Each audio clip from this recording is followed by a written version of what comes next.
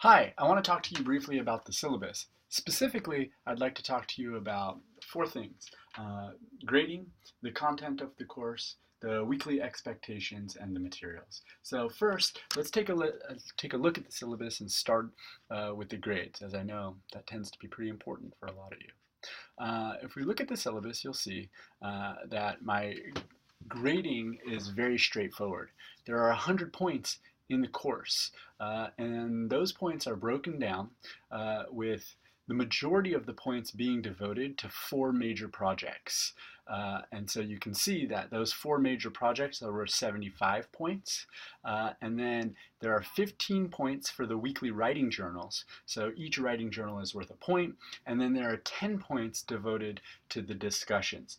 Every week there's a discussion. However, I only invite you to be a part of 10 of the 15 discussions throughout the course, or 2/3 of the discussions that transpire. So you have the opportunity to opt in if you're really interested, and you also have the opportunity to opt out on a given week if the discussion doesn't seem too interesting to you.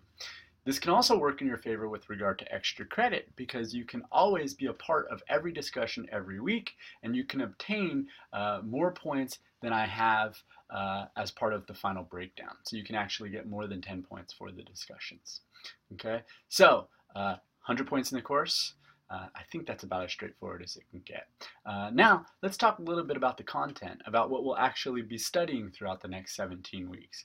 And to do that, we can take a look at the syllabus, and you'll see here that I have the 4 units of the course.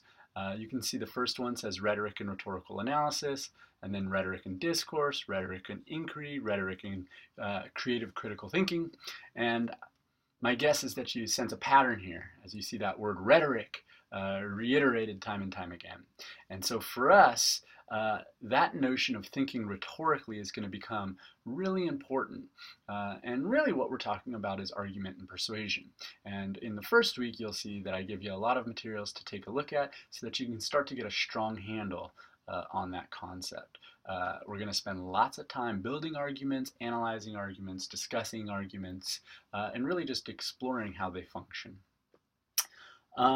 What that means for you with regard to expectations for the week is that each week you're going to be expected to do 3 things. Number 1, you're always going to have materials that you're going to be asked to read or study. Number 2, you're always going to have an assignment or assignments that are due. And number 3, there's always going to be a discussion. And I had talked about the discussions earlier. You do not necessarily have to do all of them. But that's it. There are 3 things that you're responsible for each week. Finally, I am asking you guys to gather or to purchase one book. And that book is this book, Fishing for Fools.